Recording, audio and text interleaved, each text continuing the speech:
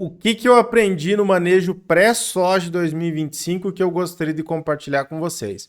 Bom, pessoal, quem me acompanha aqui há mais tempo já sabe que eu sempre falo da importância de manter o solo coberto o ano inteiro. Ter plantas de cobertura, isso vai fazer total diferença na fertilidade do solo. Não é a parte só química, mas também a parte física e a parte biológica, e não tem técnica melhor do que essa. Hoje eu vou compartilhar com vocês o que poderia ser feito melhor na nossa área de testes. É que a gente plantou algumas plantas de cobertura esse ano, a gente está iniciando ainda, é um processo, mas você pode assistir aqui no canal mesmo, tem os vídeos sobre aveia, falei sobre custo de implantação, densidade de semeadura, como que ficou, então é só entrar aqui no canal, nos últimos vídeos você vai encontrar sobre aveia, e também de nabo forrageiro, falei sobre vantagens, desvantagens, custos, época, ciclo, então tá muito interessante para quem quer trabalhar com essas culturas agrícolas aí, essas espécies de cobertura, que cada uma tem suas vantagens e tem suas desvantagens, mas a gente consegue posicionar no nosso sistema produtivo. Então vamos ver sobre isso em detalhes. Mas antes, não esqueça de deixar o seu like, se inscrever aqui no canal, que isso é extremamente importante para a gente continuar trazendo conteúdo agro aqui para a plataforma do YouTube. Também, se você quiser conversar conosco, ter o nosso acompanhamento, o nosso serviço, aqui abaixo tem um link que vai direto para o nosso WhatsApp, você conversa conosco, explica o que você está precisando e aí a gente pode trocar uma ideia se a gente consegue te ajudar, beleza? Então vamos começar aqui, pessoal, falando sobre isso. Eu coloquei aqui alguns eventos no tempo que são importantes.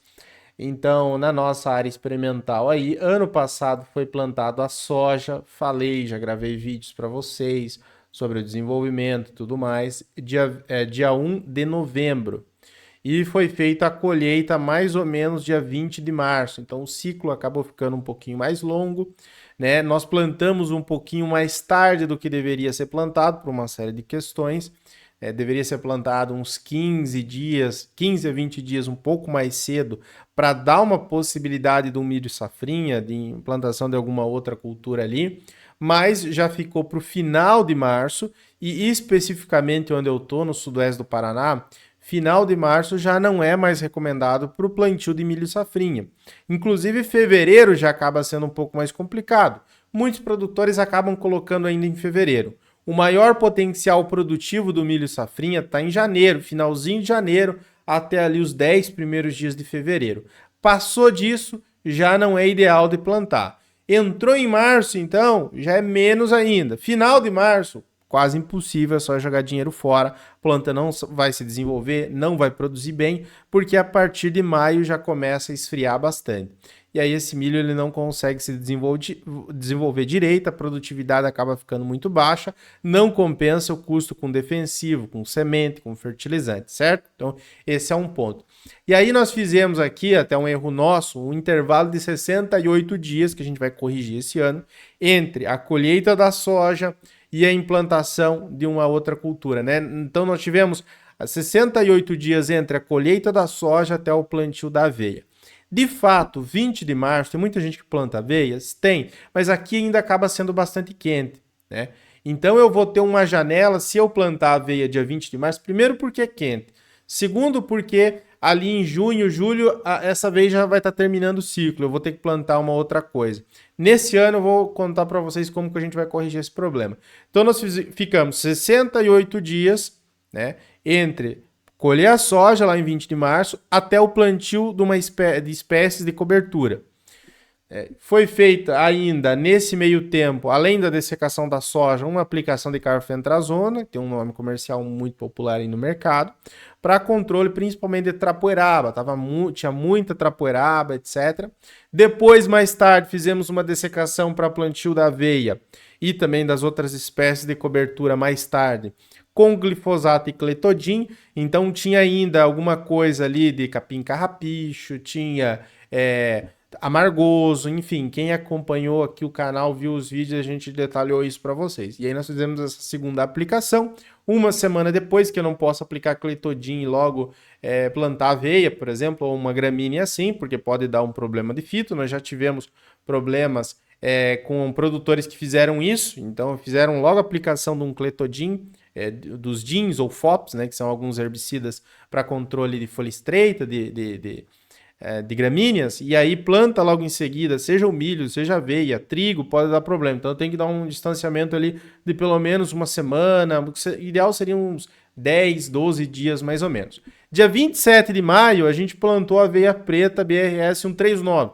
Tem vídeo aqui no canal, eu coloquei uma foto para vocês também, vale a pena assistir o vídeo. E aí nós fizemos a dessecação agora, dia 10 de setembro, 106 dias de ciclo, já estava entrando para grão leitoso essa aveia. Então, para quem faz pré-secado, para quem utiliza essa aveia, muitas vezes até para fazer uma silagem, estava praticamente no ponto ideal. Nós deixamos 106 dias, fizemos uma dessecação com glifosato e 2,4-D. Mas eu vou falar para vocês o que poderia ser melhorado nesse manejo, vocês vão acompanhar também aqui a melhoria desses manejos, né? Até porque a gente estava num período de transição, agora a gente já vai alinhar as datas, os dias, já vai ficar mais fácil colocar tudo isso, certo? Então, olha só, essa aveia ela produziu muita massa mesmo. 10 toneladas é só uma estimativa, provavelmente produziu bem mais de 10 toneladas. E também uma boa quantidade, umas 4, 5 toneladas, pelo menos, de matéria seca. Qual que é a grande vantagem de ter muita cobertura, muita biomassa? Então tem uma grande ciclagem de nutrientes. Então essa aveia, ela muitas vezes tira lá o enxofre, tira nitrogênio, tira fósforo, tira potássio desse solo, e ela tira de regiões mais profundas, leva para a superfície, para a sua parte aérea. Depois, quando a gente faz o manejo, fizemos agora, no dia 10 de setembro, acaba voltando, então volta muito potássio, volta nitrogênio, volta micronutrientes, e essa aveia, ela vai ficar mais ou menos um mês na área ainda, né, entre a dessecação e o plantio da soja, então vai dar tempo para fazer a liberação. Tem muita gente que acaba plantando no verde. Não acho tão interessante, principalmente quando você já tem uma planta de cobertura que está sementando. Então ela demora um pouquinho mais para liberar nutriente. A gente teve que deixar sementar, óbvio que o ideal é uma planta de cobertura não sementar, porque o que acontece quando ela começa a sementar? Os nutrientes que estavam nas folhas vão para os grãos e depois para retornar para o sistema demora um pouquinho mais. Por isso o ideal é no vegetativo já fazer o manejo. Mas aqui é uma questão de escolha, como expliquei para vocês no último vídeo. Ou eu faço um manejo muito cedo e deixo essa área sem cobertura de solo por bem mais tempo, né? Ou eu estendo um pouquinho mais o ciclo dessa aveia, deixo sementar, mas aí eu tenho menos tempo essa área que não está com cobertura. Então ela vai ficar um mês entre a dessecação e o plantio. Eu acho uma condição ideal para esse ano, para essa condição específica nossa. Certo? Então aqui vocês estão vendo que vai produzir muita biomassa, vai cobrir muito esse solo, vai aumentar a matéria orgânica, já é um solo de 3% de matéria orgânica, mas nosso objetivo é chegar em 5, 6, 7 em alguns anos, e também, né, vai ter todos os benefícios que ano passado a gente não conseguiu ter, justamente porque não teve cobertura de solo anteriormente nessa área antes do plantio da soja. Aqui eu coloquei para vocês uma estimativa de ciclagem de nutrientes nessa quantidade de matéria fresca estimada pela gente, né? Pela altura também. Essa aveia, para você ter uma ideia, eu tenho 1,80 m. Em alguns locais ficava no meu rosto, assim, 1,50 m, 1,60 m. Estava muito alta mesmo. Olha só, pessoal. A gente vai ter aproximadamente nessa área de 90 a 112 kg por hectare de nitrogênio, 13 a 18 de fósforo, 112 a 158 kg por hectare de potássio ciclado, 18 a 27 de cálcio, 9 a 12 kg por hectare de magnésio, 9 a 13 de enxofre, de 67 a 112 gramas por hectare de boro e de 112 a 118 gramas por hectare de zinco. Então, ocupou esse solo, tirou esses nutrientes do sistema, né, para sua produção, só que eu não estou levando embora. Eu não estou colhendo essa aveia, não estou tirando da área. Ela vai ficar lá, ela vai decompor e vai voltar para o meu sistema.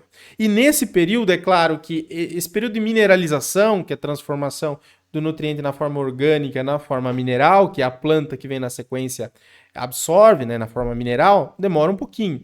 Mas alguns elementos eles são prontamente disponíveis. Então você dessecou, choveu, já entrou em decomposição, já começa a liberar potássio, já começa a liberar fósforo, por mais que fósforo e nitrogênio seja um pouco mais lento, começa a liberar também. Então você tem ali uma palhada liberando nutriente, enquanto que a cultura que vem na sequência está utilizando. E isso é maravilhoso, isso é uma coisa que a gente tem que ter tem que tomar consciência disso também. Ótimo, mas o que a gente poderia ter feito diferente então, explicando para vocês? Uma coisa muito legal, que vamos começar a testar, jogar potássio antecipado. Então o potássio, por ele não estar em formas orgânicas dentro das plantas, você depois que faz um manejo, ele é o que libera mais rápido. É o que é mais tranquilo de você trabalhar em adubação de sistemas. Então dá tranquilamente. Se você for fazer um manejo de aveia, soja, aplicar na aveia o potássio que a soja precisa na sequência. Principalmente se tu tem um solo que é mais argiloso. Também dá para fazer isso com um solo franco. Com um solo arenoso também dá para fazer tomando alguns cuidados, certo? Talvez parcelando esse potássio, colocando um pouco de potássio na soja. Mas, por exemplo, em solo argiloso, você consegue fazer a totalidade, já tem várias pesquisas indicando isso, todo esse potássio na aveia. E depois não jogar nada na soja, e a soja se aproveitar muito bem. Mas principalmente quando o potássio está alto. Né, quando o potássio está alto. Então isso aqui seria muito bacana quando essa aveia está perfilhando, está iniciando o perfilhamento, não posso colocar também muito cedo, não posso colocar muito tarde, porque se eu colocar muito cedo, dependendo do tipo de solo que você tenha, um solo franco, choveu muito, pode perder um pouco e essa aveia acabar não usando. Se você colocar muito tarde, ela também não vai usar, porque ela já absorveu o potássio que ela precisava. Se eu coloco quando a aveia está chegando ali no reprodutivo, não vai ser eficiente. Então, quando ela está começando a perfilhar, está começando a fechar as linhas, esse que é o momento ideal de eu colocar algum fertilizante para ser utilizado na sequência, né, na cultura de sequência. E o caso do potássio, esse que é o momento ideal do perfilhamento da aveia. Nessa área em que o potássio está corrigido, a gente poderia trabalhar com 80, 100 quilos de K2O por hectare. Né? Até menos do que isso, 70, 80 quilos, seria uma dose bem tranquila de se trabalhar. Um outro ponto de manejo que a gente pode melhorar para os próximos ciclos é com relação ao controle de planta daninha durante o desenvolvimento daquela planta de cobertura. Eu vejo pouquíssima gente falando sobre isso e eu estou vendo que é importante a gente destacar esse ponto. Por quê? Vamos lá. Quando eu tenho aveia na área, a gente plantou com uma boa densidade, 100 kg por hectare de semente aproximadamente, plantio em linha de semeadura, não em cobertura. O que aconteceu? A gente fez um controle muito bom anterior com glifosato, cletodin para folha estreita, então acabou completamente com o problema que a gente tinha com amargoso, né, e com capim carrapicho, enfim, porque era uma área que tinha ficado impulsiva, acabou completamente, mas durante o ciclo da aveia começou a vir folhas largas, então começou a vir picão branco, começou a vir outra picão preto também, buva apareceu, essas plantas de folha larga. O que compensava a gente fazer nesse tempo? Se a gente fez o controle folhas largas antes do plantio, depois fazer um controle, aliás, fez o controle de folhas estreitas antes do plantio da aveia, a aveia é uma planta de folha estreita, e aí depois a gente poderia fazer um controle de folhas largas de uma maneira bastante econômica. Coloquei aqui para vocês, ó, utilizar um herbicida como 2,4-D para manejo de plantas daninhas de folha larga. O custo por hectare aqui na nossa região do produto fica em 23 e 18 por hectare. O 2,4-D, a dose mais ou menos vai ser 1 litro por hectare. Mais óleo mineral, mais mecanização, aí ia sair muito barato. E aí, porque o que acontece? Agora a aveia está 1,30 m, 1,40 m, existem ainda algumas manchas e se desenvolveu junto com a aveia algumas plantas de folha larga, como é o caso da nabiça, como é o caso da buva em menor quantidade, mas enfim, essas plantas de folha larga. Então compensava muito nesse mesmo período de perfilhamento, quando a aveia estava entrando para fechar as linhas, fazer uma boa pulverização de herbicida de folha larga, como o caso 2,4-D, acaba sendo barato, acaba valendo a pena. E aí no final você só maneja essa aveia com grande tranquilidade, só com um secante, por exemplo, o glifosato. Nós tivemos que fazer uma aplicação agora com 2,4-D, glifosato para fazer a dessecação, e a gente vai ver, vai avaliar se vai ficar bom. Acreditamos que sim. Se ainda faltar alguma coisa para ficar bem limpo, a gente aplica algum outro produto. Possíveis culturas para o próximo ciclo. Então a soja nós queremos aí implantar na área. Vamos ver se a gente vai conseguir a partir do dia 15 de outubro. Né? 10, 15, 20 seria o período ideal.